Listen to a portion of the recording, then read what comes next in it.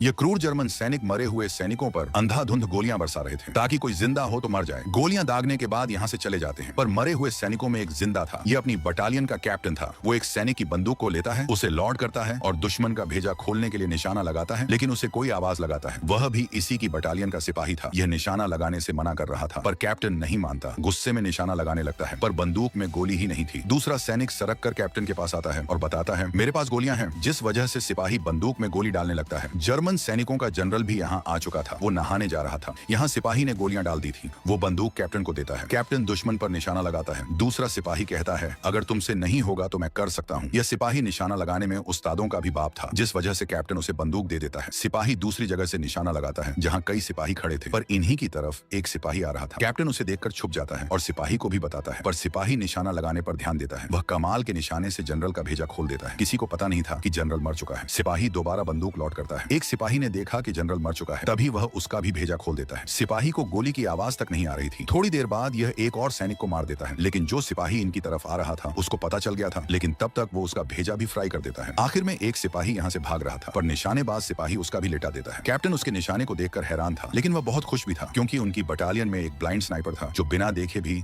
भेजा खोल सकता था। कैप्टन उसको शाबाशी देता है।